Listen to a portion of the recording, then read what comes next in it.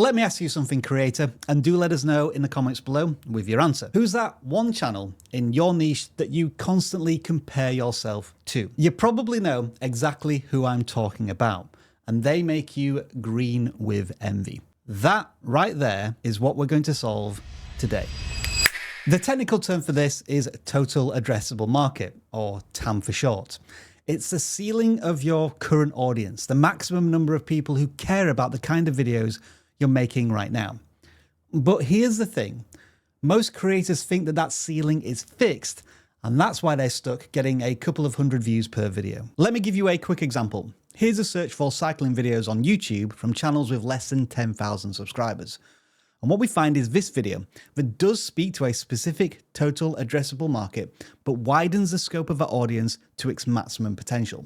40,000 views in 23 days from a channel with 1,500 subscribers. That, by the way, is the vidIQ outlier tool that will help you find videos from small creators that are getting tons of views.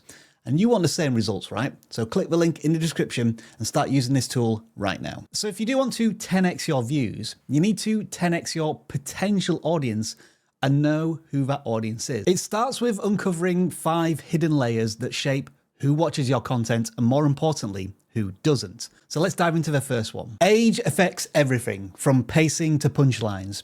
A 16-year-old and a 46-year-old, have a guess which age I'm closer to, might both love video essays, but they definitely don't love the same kind of video essays. For Gen Zers, you might be thinking something like this. This video landed its creator over 1.5 million views, and it's still going. Notice the high-speed cuts, high-end graphics, the challenge approach. Whereas for millennials and Gen Xers, you might want more structure, insights, a blend of humor and honesty. It's a type of video you would turn to if you need to get more information and real experience. For baby boomers, however, slow down the pace. Add a friendly face, break down everything, be specific to your target audience. And this can lead you to a video like this.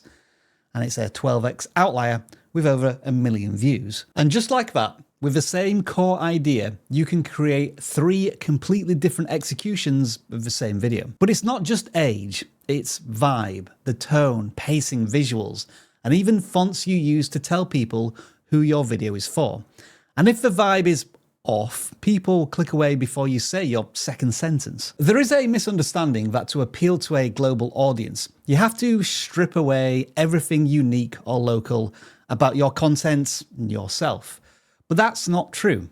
In fact, the opposite might actually be your superpower. When creators actually lean into their identity, language, culture, humor, it makes their content feel a lot more real. Take someone like Jenny Hoyos, otherwise known as the YouTube Shorts creator queen. She leans into and celebrates her upbringing, her background, her heritage unapologetically, switching between English and Spanish, using culturally specific stories and humor. But it works because her content is structured around stories everyone is familiar with: food, shopping, family.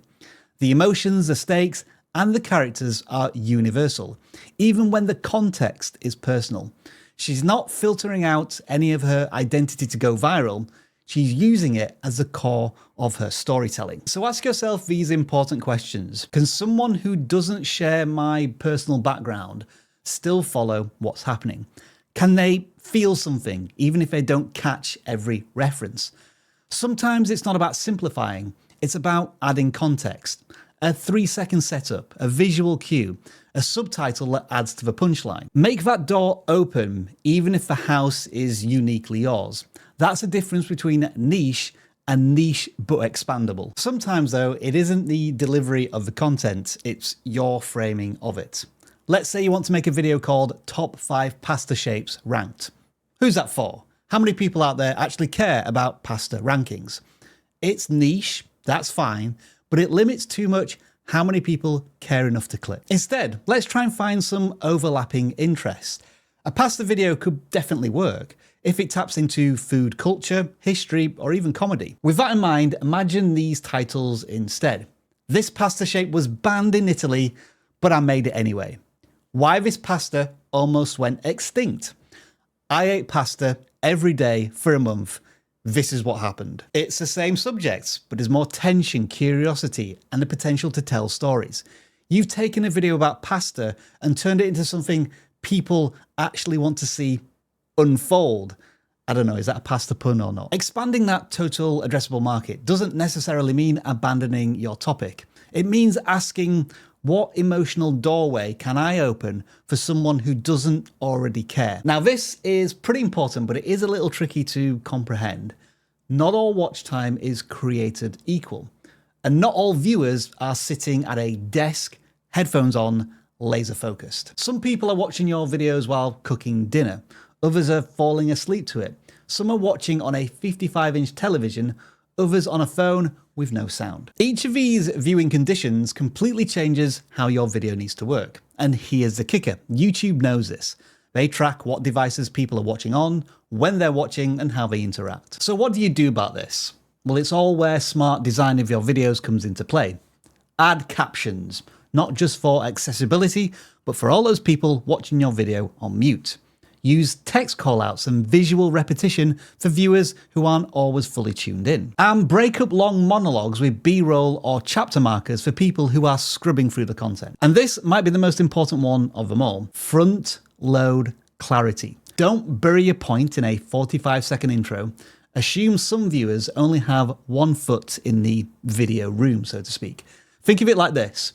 A focused searcher wants fast answers. A passive viewer needs a little push with clear structure and visual cues. And the doom scroller needs a hook that punches them in the face within 3 seconds. If your video is good at pulling people in, that is a great start. But if it's also good at bringing people back, that's how you build a channel that grows exponentially. The YouTube Studio shows you this clearly, the breakdown of new versus returning viewers per video.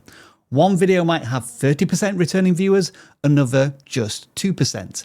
That's not just a difference in performance, that's a difference in trajectory. Returning viewers are a sign that your content isn't just clickable, it's habit forming.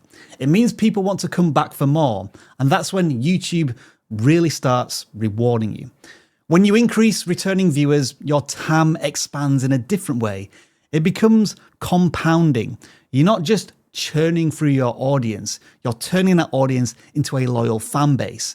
These people don't just watch once, they come back week after week, video after video. It's not just about reach, it's about resonance. And the more your videos resonate, the more they feed your future growth. So I urge you to go out and really dig deep into the persona you are trying to reach. Once you do that, you're going to need to nail the next big thing in your storytelling.